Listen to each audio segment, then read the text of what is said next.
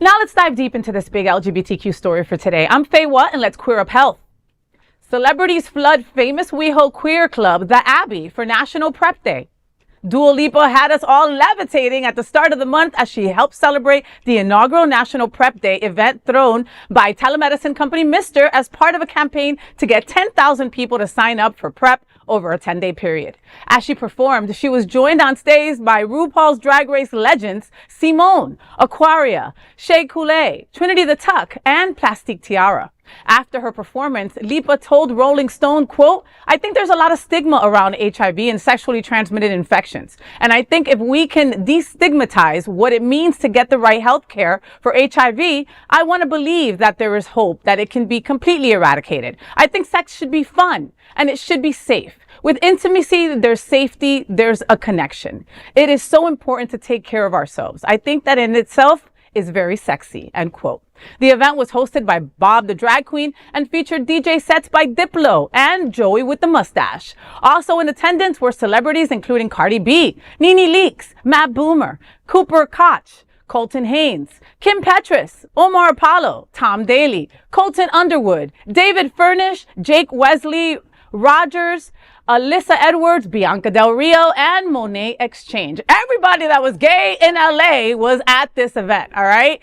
And this is how you make prevention sexy, okay? Dua Lipa, drag royalty, and half of Hollywood showing up for National PrEP Day. I love to see this, okay? We need to normalize, sexual health, not whisper about it. We're always like, what's your status? Or do you need, some kind of recommendation for a doctor, right? We've got to live in a culture where we're open and having these talks so more people are not walking around not knowing, right, what they have. I mean, it's not a death sentence anymore, right? That's the beauty of it all, you know? Someone asked me the other day about why our acronym is LGBT.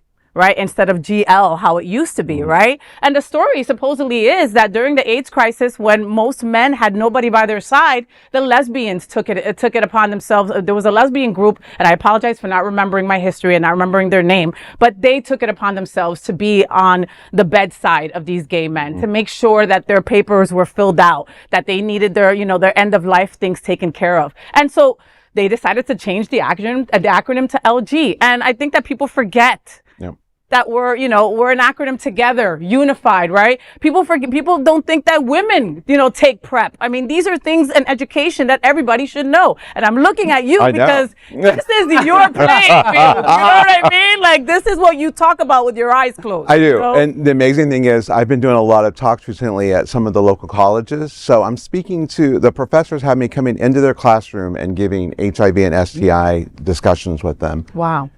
And they're like deer in headlights. And the title of the presentation that I give them is What You Didn't Learn in High School. Oh, I love that title. And it starts with just trying to have a real conversations about sex. Like, let's talk about sex, and have those the questions I get, oh my gosh. I mean, they have no idea. They have no idea. It's like, you can get it from a toilet seat, or can you get it still from kissing? And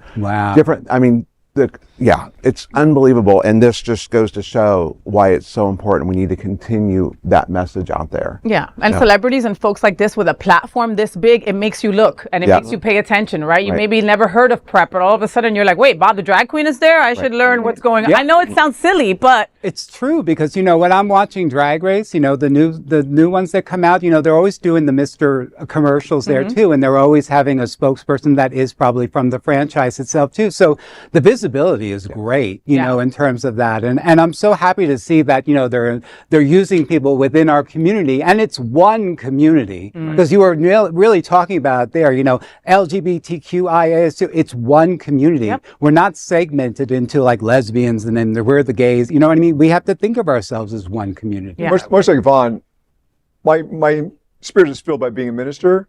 My paycheck comes from Broward House. I'm an HIV educator. Just this afternoon, I was talking to people in recovery treatment center about HIV and STIs and how to protect yourself. And they're like deer in the headlights, like you said. When I mentioned, I always start it with who's had sex in the past 15 years, you're at risk, no matter who you are. That changes how they think about it. My focus is into the non-LGBT community too. They need to be on PrEP as well. Yeah. And so that's my focus. I love this. It gets to the queer community, which is nice. This gets to the larger community as well. We need to expand that as well. 100%. 100%. Jason? Education is key. I mean, education is going to remove that stigma. Yeah. And even, you know, you walk around Wilton, you walk around town and you see the different vans, HIV testing with the sign outside. And you wonder, like, how many people are going in there looking behind them and like, oh, who's going to know that I'm going to get tested? Or even going in, not knowing what the results are and not knowing that those providers are there to walk you through it. Like, you're not alone. We are an entire community. So I think the education campaign and removing the stigma is huge for our community. And thank you, MISTR. Thank you, Tristan. And all of the celebrity A-list over there in LA. Feel free to come to Wilton whenever. And all the hot guys who work for MISTR. I had to mention that. I'm sorry. Okay. All you guys in your little blue hats. Yes. Whatever you're talking about, I'm going to go find out. And I don't even like boys. So, I mean, imagine that. And that is the big LGBTQ story for today. There is no other queer nonprofit media platform like this in the entire world. Support our LGBTQ stories by subscribing and sharing Queer News Tonight.